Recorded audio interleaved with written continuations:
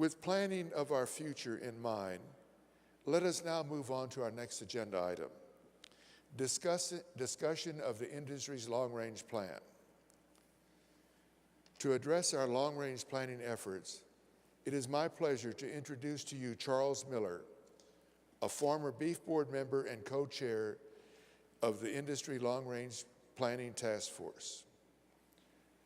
Charles will present the plan proposed by this hard-working task force in the work that they have been working on the past 6 months.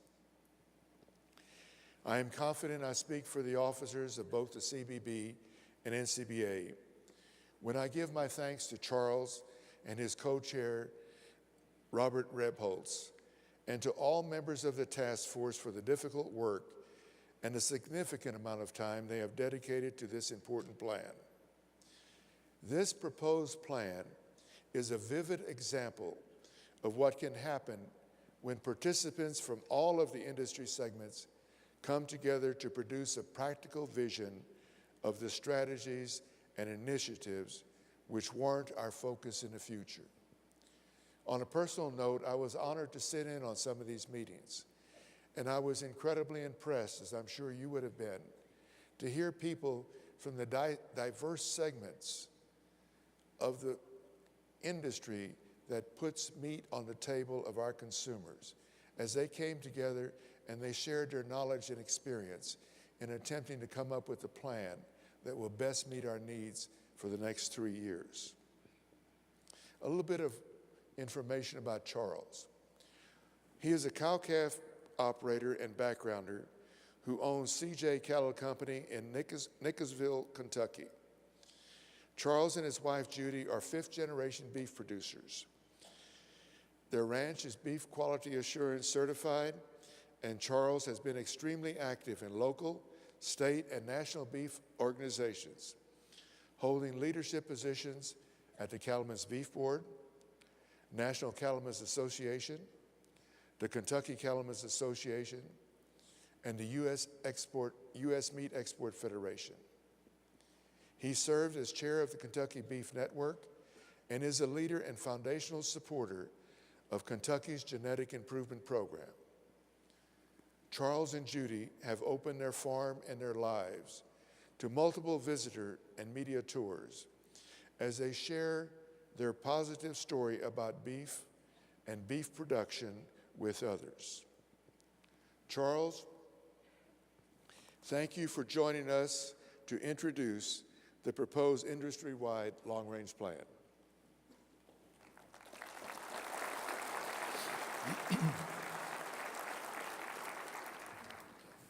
Thank you, Dan. I want to thank each of you for allowing me just a few moments this afternoon of your time to talk to you about some really important work we feel for our industry going forward, and that is the new Beef Industry Long-Range Plan. Now, some 5 months ago, there was a group of industry leaders that got together to try to get this plan off the ground, and we were very adamant about the fact that this task force that was going to produce this document be a task force that represented the entire industry, not just segments of the industry, but the entire industry. And the work of that task force is what we want to share with you just in overview here this afternoon. Over the past 4 months, that task force has met and produced the document that you have before you today. I think in your seats you found a 1-page or 2-page front and back description of the plan. Throughout the week, you're going to have the opportunity to view that plan and hear about it in more detail and ask questions. But you have that before you today to kind of follow along with, if you will, as I go through it briefly.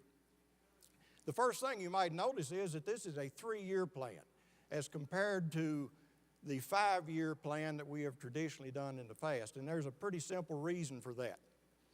That is because nobody needs to tell you the unstable economic times that we have seen in the past year or so and then still are evident make it almost impossible to plan any greater distance that into the future.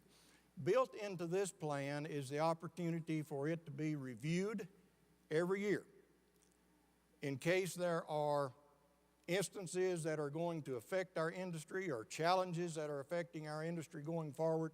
We have the opportunity within the plan to look at those and tweak it and do what needs to be done to address those. As I said, it was very important that we start out with a participation that was across the board as far as the makeup of this task force went. If you'll look at the slide there, I think you can see that we have been successful in manning that task force with a wide cross-section of individuals that represent all segments of this industry. We had seed stock producers, we had cow-calf and stocker operators, we had animal health professionals, packers and retailers and food service people, export and import community representatives as well. And importantly, we had national groups, national organizations that had ties to our beef industry, and that being American Farm Bureau, the Livestock Marketing Association, U.S. Cattlemen's Association, the Cattlemen's Beef Board, and of course, NCBA. Now, as we look at this picture that's coming up here, I'd say that probably you'll recognize some of those folks, maybe not all of them, that are included in that picture. Kind of a motley crew, I'll agree. But still, it was a crew that did a tremendous amount of work in a short amount of time. And it was a crew of people, industry leaders, that invested a tremendous amount of time and energy and expertise in producing what we're going to present to you over the course of this week. From a personal standpoint, it was very humbling for me to be a part of this group. It was yet a powerfully exciting and energetic event to see people of this caliber and representing as many segments as they did gather around a table and openly express opinions and ideas. The openness that was in that room at each and every meeting is hard to describe unless you were there to witness it. Now, I'm going to be the first to say we didn't always agree on things. We didn't agree on a lot of ideas. And we didn't agree at all on the language of how to describe and put into words those ideas. It took a lot of time to get that done. But you know, at the end of the day, each and every individual around that table had a commitment to reach a common ground as far as our beef industry was concerned.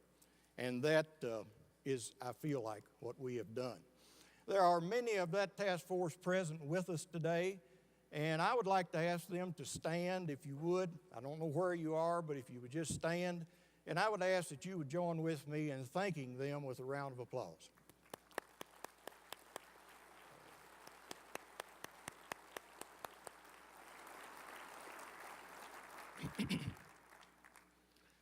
To briefly describe how we came about with the document that we have at the present time, the task force received at the beginning a tremendous background of information, a lot of information, as to the beef industry's current situation and current standing. Now, we have identified from that information what we believe are the key drivers of change in our industry today, not the least of which is global beef production. As an industry, we're facing and dealing with a decreasing domestic and global beef production cycle. Global demand, on the opposite side of that, we're seeing an increased protein consumption from an ever-growing global population. Changing consumer preferences. Consumers that continue to tell us what they want and what they demand and what they need. Consumers, as the governor told us, that want to know where their food comes from. Yet consumers that have a great deal of mistrust, it seems, in modern agriculture. Government intervention, increased government regulation that prevents us from operating as efficiently and effectively as we possibly could.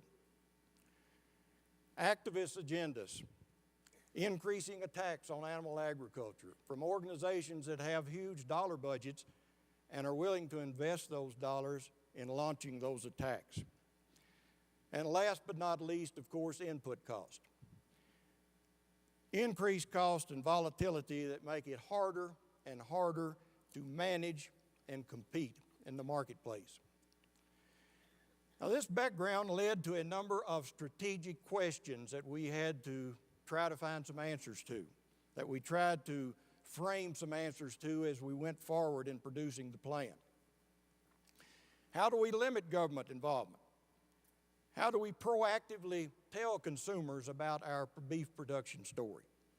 What can the industry do to create a unified focus around a common goal? This background led to a lot of questions, as I said, and once the task force kind of labeled these key areas, these key questions that we wanted to try to define, it was time to set the vision for the plan. Now, I think most of us probably realize that a vision statement is designed to be kind of a broad brushstroke approach, if you will, a picture of where we want to be in the future, what our vision is. In this case, what our vision is for the future. Our vision statement is an industry united around a common goal of being the world's most trusted and preferred source of beef and beef products. Now, if you will allow me, I would like to dissect those words just a little bit to give you some insight as to the thinking of the task force as we put this statement together. The word industry, as I've said already, is of utmost importance because it represents the whole of the beef industry, each segment of the beef industry. We agreed early on that none of us are islands within that industry. We are all a part of the whole. The word united speaks of how important it's going to be to work together going forward to move this industry in a very positive direction. Trusted and preferred means that consumers want us to continue to provide for them the things that they have demanded in the past and provide new things in the future. Being open and transparent, if you will, so that our consumers can trust us and like what we do. And finally, talking about beef and beef products. To us, that was the total sum of the end product that comes from the cattle that you and I produce. Along with a vision statement, you need a mission to support that statement. The mission in this case is to provide the safest, highest quality, most consumer-friendly beef and beef products in an environmentally and economically sustainable manner. Again, let me look at a few of the words there so that you can understand our thinking. Safest because of its paramount importance to the well-being of our industry and our consumers is top and utmost as far as our emphasis on what we need to be involved in going forward. Highest quality. To the task force, highest quality really had not a great deal to do with quality grade, but it had to do with quality in our production practices, quality in our nutrition content. In other words, the best quality going forward to do the best job we can do all across our beef supply chain. And then, of course, sustainable. Sustainable as it applies to our environment and sustainable as it applies to a profitable operation that can be a foundation and a cornerstone that will enable people of future generations to be involved in the great beef industry. To support the plan's mission, it was now time for the task force to get a little more serious and to look at some strategies and some initiatives. And here is kind of an overview of the plan's key points, if you will. The strategic intent statement there at the top are directions for priorities. Now, there are 6 core strategies that we have developed here, are priorities for the plan. Each addresses a key situation facing our beef industry today. Each strategy has a measure whereby to gauge its success going forward. Each is supported by initiatives and provide more specific direction. And finally, the plan also calls for our industry to address two critical success factors: the development of a resourcing plan to achieve desired outcomes of the beef industry long-range plan, and the adoption of a practical and effective industry-wide animal disease traceability program. Now, each of these core strategies are supported by a lot of initiatives, a lot of tactics that are detailed there in the handout that you have. Now, I want to back up and talk just a little bit about that last statement that I made, those critical success factors. Again, the task force identified these as being vitally essential to help this plan move forward and to help this industry move forward with the help of this plan. The development of a resourcing plan to achieve desired outcomes of the beef industry long-range plan would include an increase in checkoff resources, also an increase of non-checkoff resources, the adoption of a practical and effective industry-wide animal disease traceability program. Herb Kelleher, who is a co-founder of Southwest Airlines, has kind of an interesting quote that I wanted to share with you this afternoon. Now, on first read, this quote might be a little misleading. It might look to be that, well, you don't need much planning, you just do things. But with a little better appraisal, I think it applies directly to what we're trying to do here this week. We have a strategic plan, he says, and it's called doing things. Folks, we as a beef industry have many things to do. We have heard about challenges that face us already from our previous speakers. We know about those challenges and they don't cease to come. We have heard about the opportunities that we have. And I tell you, we have got tremendous opportunities out there. Going through this planning process, it was amazing to me the opportunities that are there for we as a beef industry. But the one thing the task force knew for certain was that nothing will happen unless individuals and organizations do things, unless they take action and work together on these actions and on doing things and steering these things that we do in the right direction.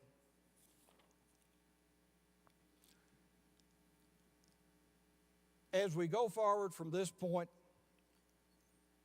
our task force would challenge, I guess, industry as a whole to engage, assuming this plan is adopted on Saturday. But at the very least, we would ask this, that as organizations, we review this plan internally, that we identify strategies and tactics that our individual organizations can support in this plan. And then we identify resources that could be made available to help support those implementation plans. And then as far as producers are concerned, we need to share this plan and talk about this plan with our fellow producers. And we need to identify those strategies and tactics that we, you and I, as beef producers, could employ in our own operations to help our industry achieve our desired goals. There's going to be several meetings over the next couple of days, and I would urge each of you to take advantage of the opportunity to attend some of these meetings where this plan will be explained in detail. There will be time for question and answers. I would hope that you would look at these handouts and develop questions that you might have. If you can't do that at a meeting, find one of the task force members in the hall and ask that question. We presented this morning and had some very good questions, and that's what it's all about. That's how you learn about the plan. So come with questions and seek out task force members to ask questions of. The plan, of course, will be voted upon for approval on Saturday at the NCBA and CBB board meeting sessions. I'd like to close by making this statement, if you would allow me. This is your plan. Now, the task force put this plan together. We spent quite a bit of time in doing so, and we feel real good about what we did. But this is your plan. And this is your plan because this is a beef industry plan. And each of us, no matter who we are or where we're from, each of us are a part of that great beef industry that is such an integral part of our lives and of which we are so very proud to be a part of. So I guess that my challenge would be, and our hope as a task force would be, that through the help of this plan, that we could work together collectively to do things. The things that we can all do to move our industry forward in a very positive direction. With that being said, again, I thank you for the opportunity, and I do hope that you take the time and have the opportunity to learn more about the plan as the week progresses. And with that, I'll turn it back over to Steve Fogelsong. Steve?